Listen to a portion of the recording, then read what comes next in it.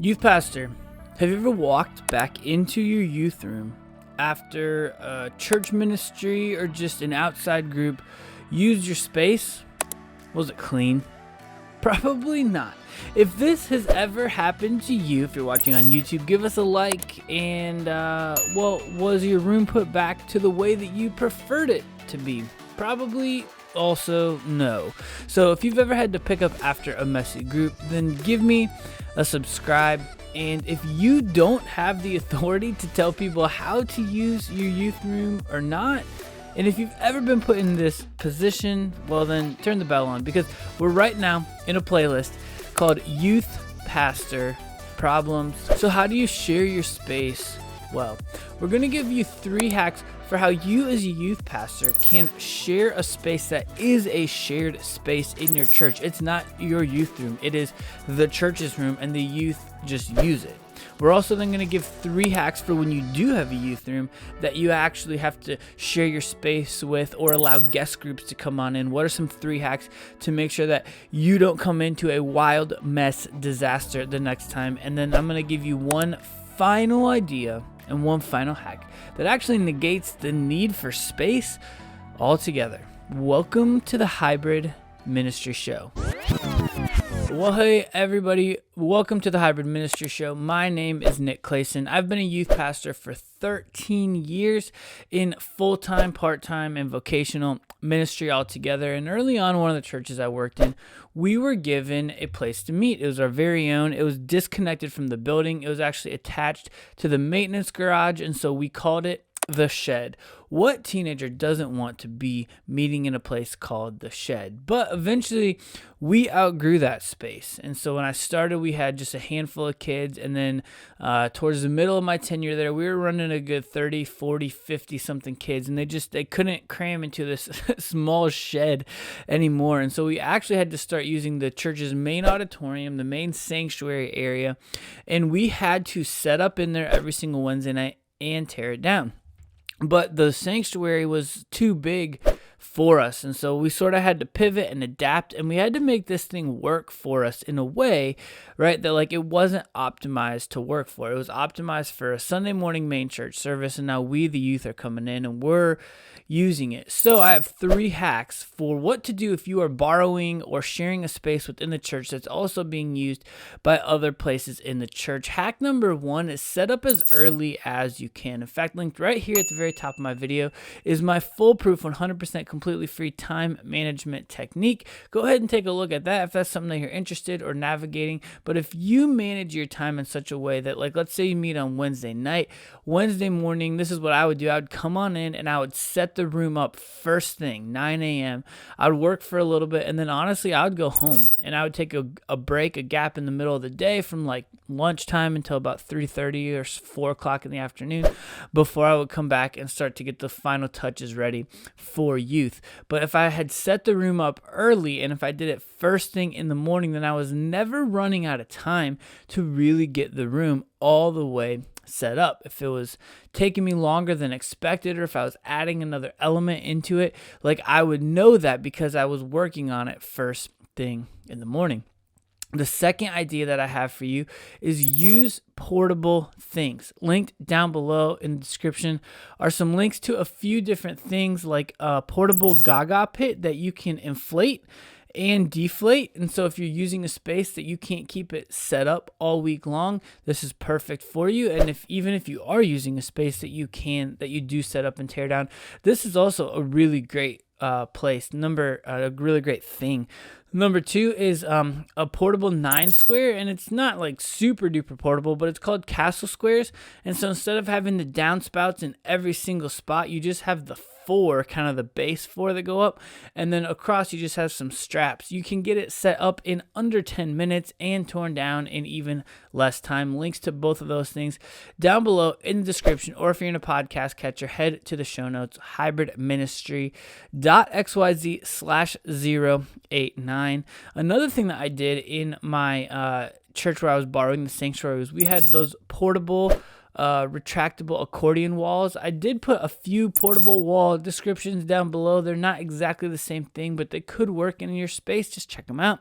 And then we bought a lot of banners, and so we would use like vinyl banners. I'm pretty sure we just used them off of like Vistaprint or something like that, but we would hang those with just like thumbtacks into those portable walls, and they had like our high school logo and our middle school logo and our student ministry logo and just some like other phrases and things that we would use. And so we would line the sanctuary because it had 3 seating sections, so we'd line the 2 aisles with those walls. So we would block off the seating in the wing, so it would force everyone into the middle.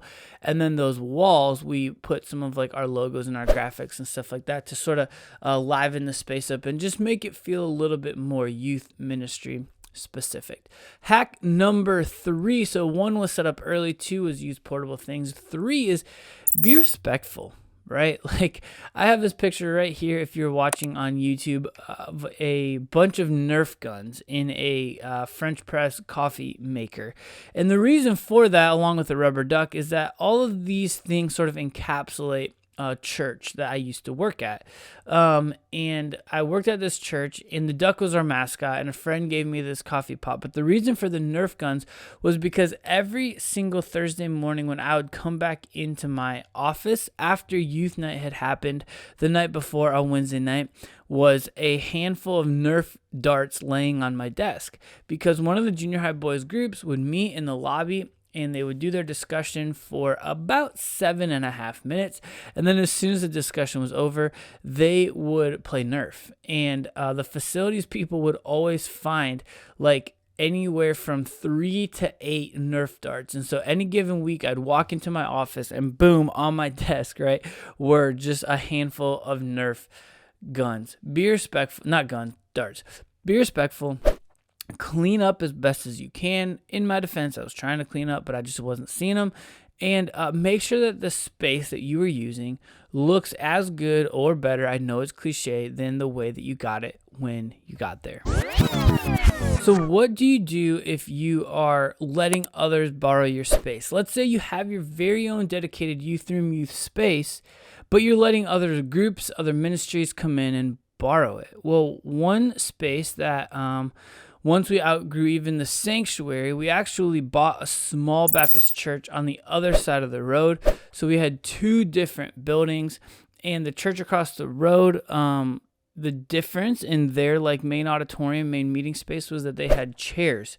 So we could take the chairs down and get that whole space completely wide open, where in our main building, the pews were bolted down to the floor. So all that meant was that our area was incredibly desirable. So people wanted to use it. And so what I actually did was I created just like a manual. You'll see it right here linked on screen if you were watching on YouTube. If you're listening in a podcast, hit the link on the YouTube description there in the description of the podcast and go check this part out. But it was basically a how-to step-by-step with photos to replace and put back the room the way that it needed to be, so that it was ready for us when we got back together.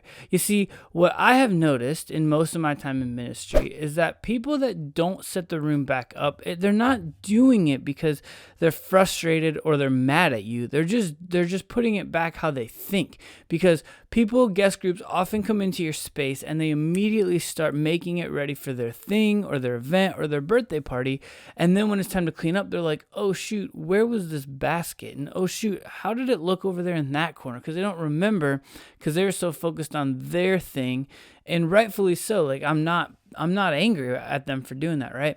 But what the manual does is it tells them exactly, this is how I want it set up. This is how it was when you came in, or this is how it should have been set up. And so when there's a group, they have the exact right replica for how to put it back together.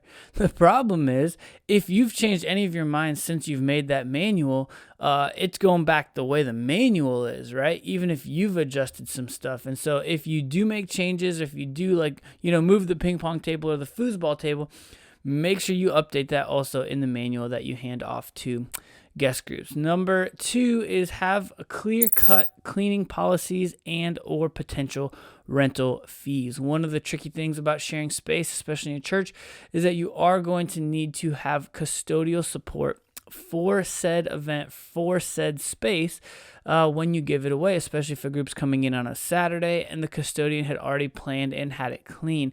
And so you're going to need to figure out like who is paying for the custodian, is the guest group going to pay for it, and what is that going rate going to be. And the third and final hack for letting others use your space is be respectful and be understanding back, right? Just like I said, they're not thinking about your space, but they're also probably not doing it intentionally. If they are being disrespectful, then that may be time to have a conversation. But in most cases, they're just doing their best. And so also try to have a understanding of grace and respectfulness for them.